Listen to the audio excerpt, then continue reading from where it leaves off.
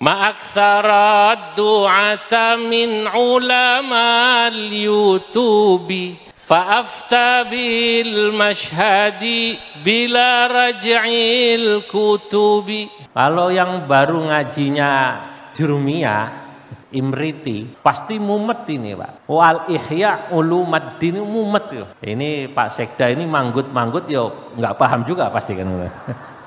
Lah inilah nahwu ya. Nahwu itu semakin kita ngaji kitab semakin tinggi. Nanti dari Imriti ngaji Alfiyah. Dari Alfiyah nanti ngaji Mughnil Labibnya Ibnu Hisham atau An-Nahwul Wafi. Di sana nanti kita semakin tahu bahwa yang namanya cara baca nahwu itu banyak. Wong nahwu itu kata guru saya dulu kira-kira.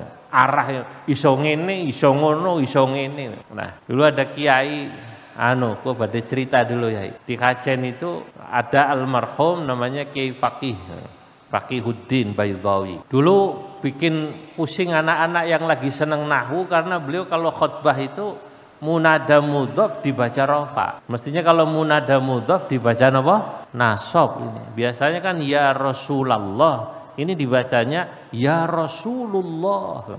Asal khutbah niku ya Rasulullah. Santri-santri bingung. Wes kowe nek sing maca kiai pasti ono dalile ora sama wantah gitu.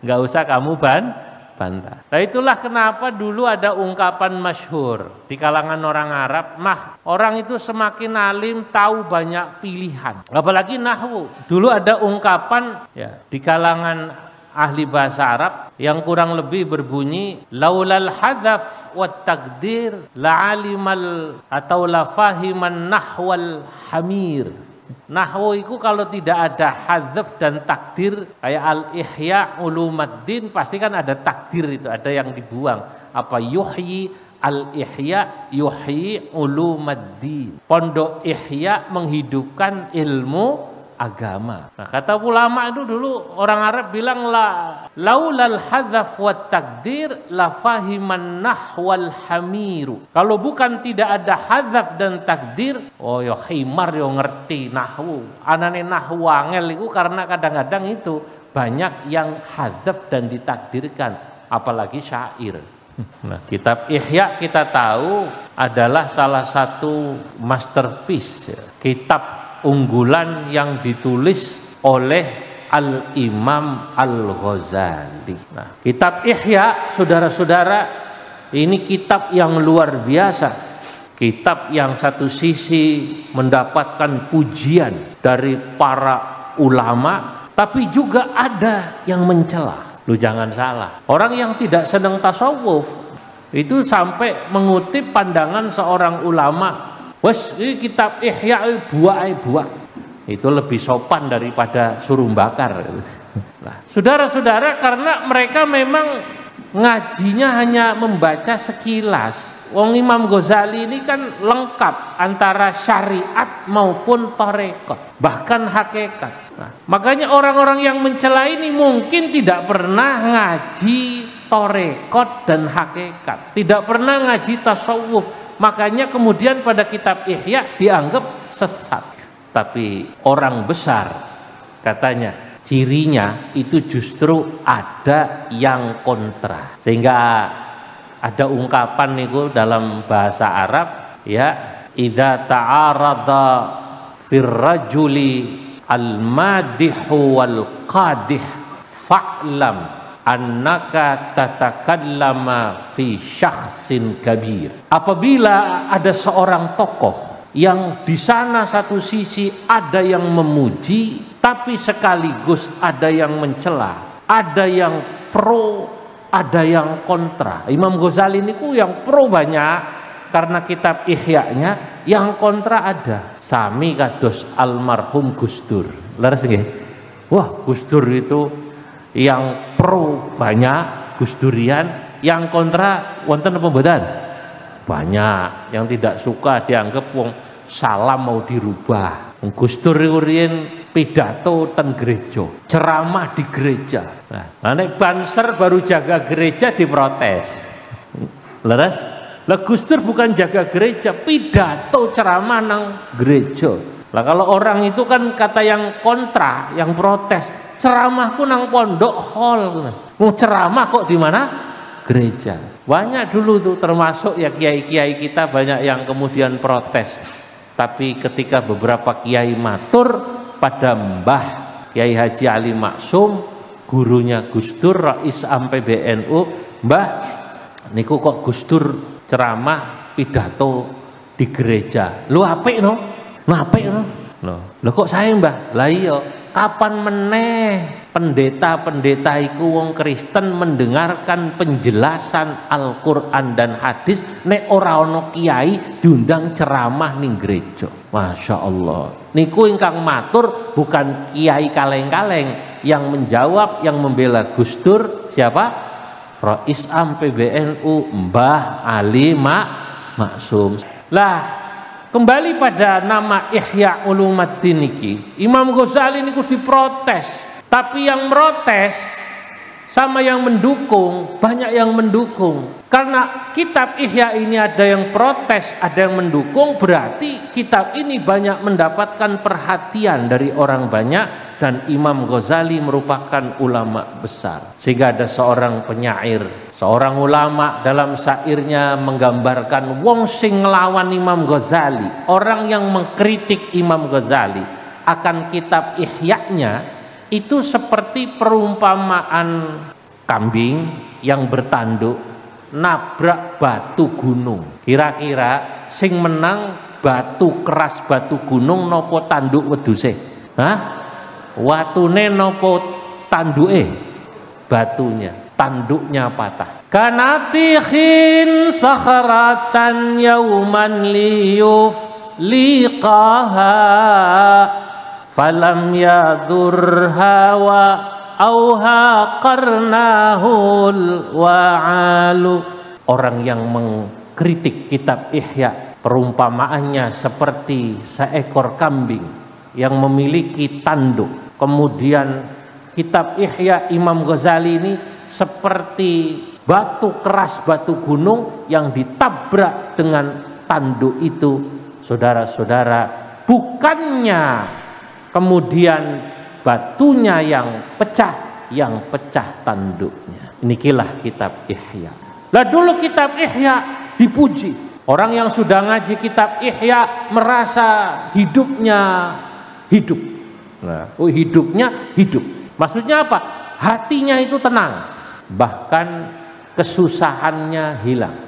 Bi ihya ulumiddin tahya qulubuna wa yakshifu anna humman hammana wa ghumumana. Bi ihya ulumiddin, dengan mengaji kitab Ihya Ulumuddin, tahya qulubuna, hati kami menjadi hidup. Wa yakshifu anna kurbana, maaf, wahumu mana, dan kemudian kesulitan kami, kesusahan kami jadi hilang. Kitab Ihya, Pondok Al-Ihya memang sama kalau dari sisi artinya. Tujuannya menghidupkan ilmu agama.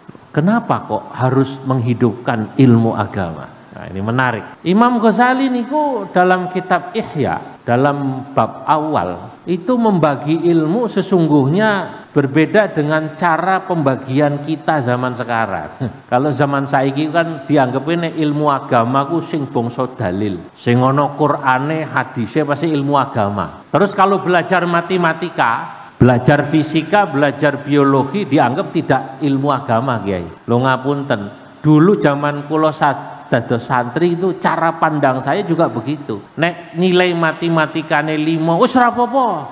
Ora dadi pitakon kubur ngoten. Dianggep iku nek matematika 5 atau fisikanya merah itu ora apa-apa.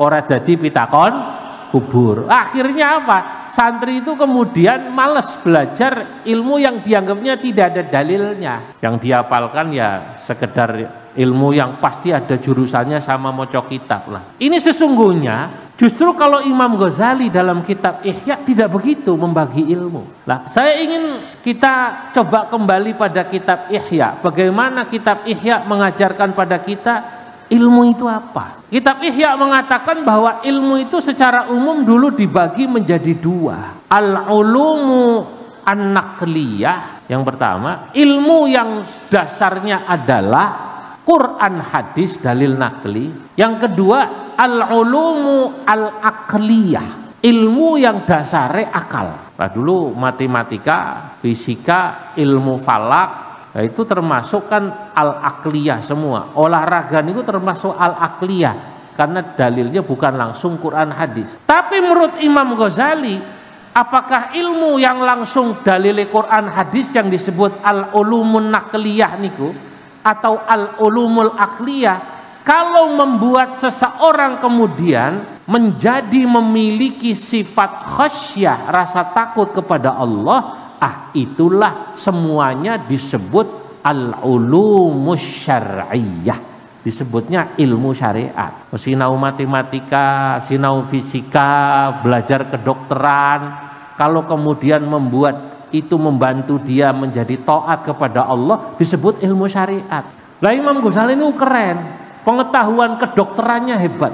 Dan memang ulama-ulama dulu begitu, ya paham ilmu kedokteran, paham ilmu fisika. Contoh mawon, contoh niki. Kalau ambil contoh, kata Imam Ghazali dalam Adabut Ta'am bab maem nih. Wong kuwi nek bar maem bengi, orang kalau habis makan malam, kata Imam Ghazali, apike mlaku, bagusnya gerak jalan supaya ora dadi penyakit. Kama qalahul atibba. Lah ini kalimat Imam Ghazali sebagaimana saran para dokter. Berarti kan Imam Ghazali belajar ilmu kedokteran, Pak. Kata Imam Ghazali, kalau Anda habis makan malam atau malam itu makan, jangan langsung tidur, tapi jalan. Kama qalahul atibba, sebagaimana dikatakan oleh para dokter agar tidak jadi penyakit. Saat ini kan betul loh.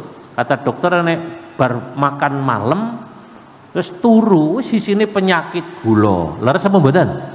Kencing manis ya, macam-macam. Logis, Pak, masuk akal. Kenapa?